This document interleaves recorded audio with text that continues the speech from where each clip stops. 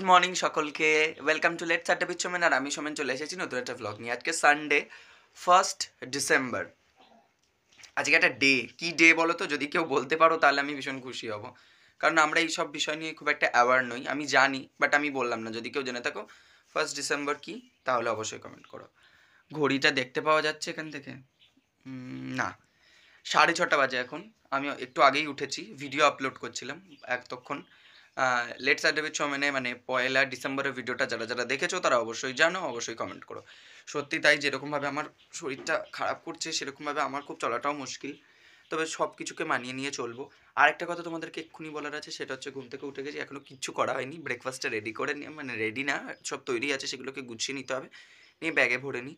আর তারপরে আজকে হয়তো ঘরে আর কিছু কন্টিনিউ দেখাতে পারছি না, সব কাজ মোটামুটি কমপ্লিট পেরিয়ে যাব, তারপরে তোমাদেরকে ব্লগটা কন্টিনিউ করছি। তোমরা কিন্তু দেখতে থেকো, মিস করো না। 7:06 থেকে তোমরা আবার ভেবো না যে আমি আজকে লেট করে বেরিয়েছি। আসলে আজকে বাস লেট, তাই জন্যই কিন্তু আমি লেট করে বেরিয়েছি। আমি জানি যে আগে গিয়েও কোনো লাভ নেই, তাও কিন্তু তাড়াহুড়ো করে আমি চলেই এলাম। ভাবছি যে তাড়াতাড়ি যদি যেতে পারি তাহলে হয়তো অটোটা তাড়াতাড়ি পেয়ে যাবো, বাস স্ট্যান্ডে তাড়াতাড়ি চলে যেতে পারলে, যদি লাইনটা কম পড়ে তাহলে কিন্তু বসে যেতে পারবো। এতটা রাস্তা কষ্ট করে যেতে একটু কষ্টই হয় বলতে পারো। 1 ঘন্টার রাস্তা যদি দাঁড়িয়ে দাঁড়িয়ে যাই সকালবেলা কিছু না খেয়ে, তাই জন্য কিন্তু এসেই আগে প্রথমে বাস স্ট্যান্ড যখন দেখলাম খালি 1-2 জন রয়েছে, তার জন্য তখন আমি টুক করে চলে গেলাম একটু কেক কিনতে। অনেক দিন পর এত রকমের কেক দেখা সত্ত্বেও আমি কিন্তু বাপুজি কেকটা নিলাম। কতদিন বাপুজি কেক খাইনি। তোমরা কারা কারা আমার মতো বাপুজি কেক খেতে ভালোবাসো অবশ্যই কিন্তু প্রথমেই কমেন্ট করে জানিয়ে দিও। সকালে শুরুটাই যখন বাপুজি কেক দিয়ে হলো, ডিসেম্বর মাসটা বোধহয় ভীষণ ভালো কাটবে, কারণ এই ডিসেম্বর মাস শীতের মাসে কিন্তু এরকমভাবে বাপুজি কেক খেয়ে দিনটা উদযাপন করতে ভীষণ ভালো লাগে। দেখো ডিসেম্বর চলে এসেছে, তার মানে ক্রিসমাসও দোরগোড়ায়। আর ক্রিসমাস মানেই কিন্তু আমাদের ফ্রুট কেক খাওয়া, প্রত্যেকের সাথে প্রচুর আনন্দ করা, প্রভু যিশুর প্রার্থনা তো আমি করেই থাকি প্রতিদিন। সেটা আর আমার কাছে নতুন কিছু নয়, তবে চার্চে যাবো এবারে, ব্যান্ডেল যাওয়ার ইচ্ছে আছে, দেখা যাক সেটা কতটা সম্ভব হয়।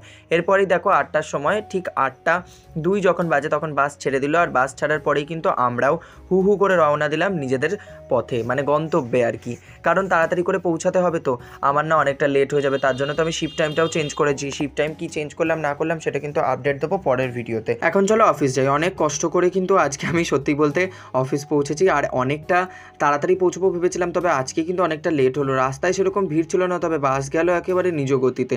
নিজ গতিতে মানে কচ্ছপের গতিতেই বলবো, সে তার নিজের মতেই চলবে। সে তুমি যতই তাকে বলো যে তাড়া দাও তাড়া দাও, প্রত্যেকেই তাড়া দিচ্ছিলো, কারণ প্রত্যেকেই তাড়া রয়েছে, তবুও যথেষ্ট তাড়াতাড়ি পৌঁছানোর চেষ্টা করেও আমি কিন্তু অনেকটাই লেট হয়ে গেছিলাম। তাও পৌঁছানোর পরে কিন্তু অনেকটা খিদে পাচ্ছিল, কারণ সকালবেলায় বাপুজি কেক ছাড়া আর পেটের মধ্যে কিছুই যায়নি।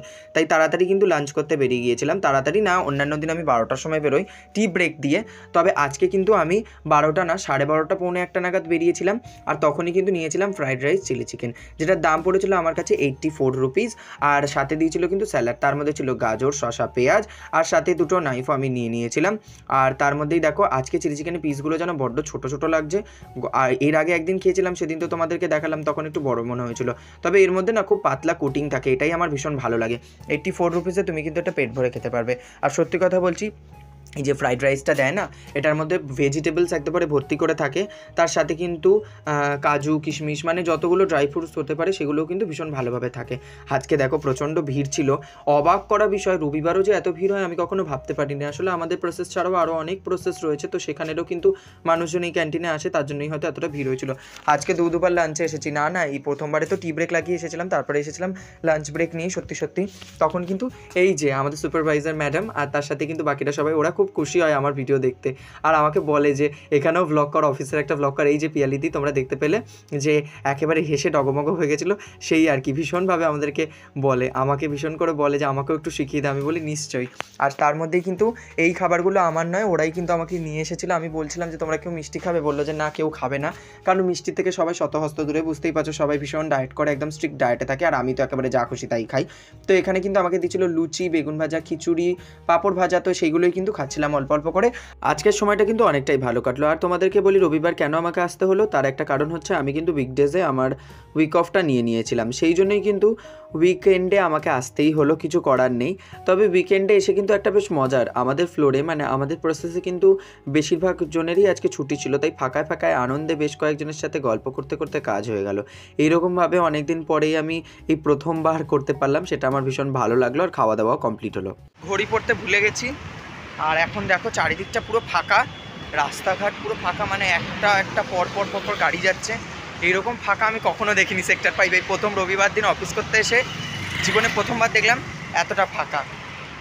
রাস্তাঘাট বেশ নির্জন। আর এরপরেই কিন্তু আমি যখন উবের অ্যাপটা খুললাম সেখানে কিন্তু সবথেকে বড় শকিং নিউজটা আমি পেলাম যে আজকে কোনো শাটল নেই। তাই ওখান থেকে যে কোনো একটা বাস পেয়েছিলাম সেটা ধরেই চলে এলাম কবি সুভাষ মেট্রো স্টেশন, মানে যেটাকে আমরা কালিকাপুর হিসেবে চিনে থাকি। সেখানে এসেই কিন্তু সেখান থেকে আমি অটো ধরলাম যাদবপুরের জন্য। এখান থেকেও কোনো বাস পেলাম না সরাসরি টালিগঞ্জ যাওয়ার, তাই জন্য অগত্যা আমাকে কিন্তু বাসটাই প্রেফারেন্সে থেকে সরিয়ে দিয়ে আমাকে অটো ধরতে হলো। কিছু করার নেই, আজকে অনেকগুলো টাকা খরচ হয়ে গেছে এর জন্য। এখানে অনেকক্ষণ দাঁড়িয়েছিলাম। আসলে এখানে দেখলাম মেট্রোর গেটটাও বন্ধ রয়েছে। যদি মেট্রো চলতো তাহলে এখান থেকে মেট্রো ধরে আমি কুদঘাট নেমে যেতাম।